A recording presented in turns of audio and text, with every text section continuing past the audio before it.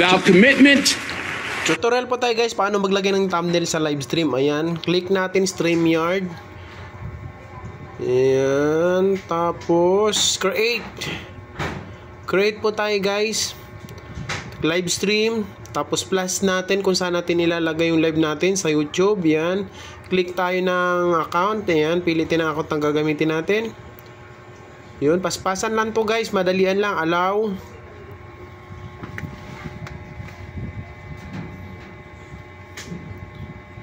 Tapos lagay tayo ng title guys. Kung anong title ilalagay natin. Ayan. Lagay natin Tambayan Natin 2. Ayan. Tambayan Natin 2.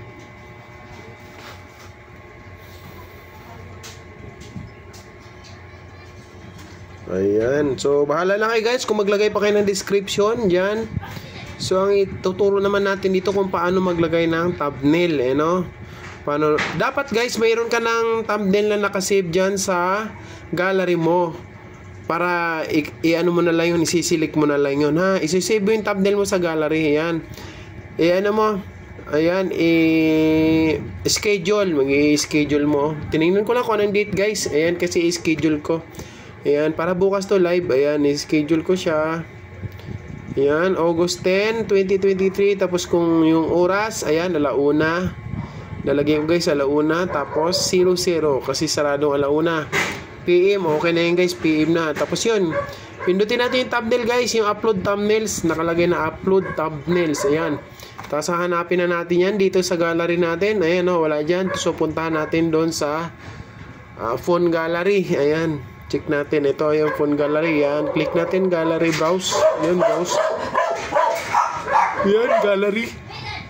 Yan. Ito yung thumbnail natin guys. Yan yung thumbnail natin. Click natin yung thumbnail natin guys. Yan. Tapos apply.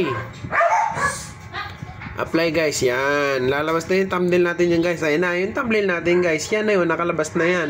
So create na natin. I-create na natin yung broadcast natin para bukas. Yan ang sa atin. Naka ano tayo.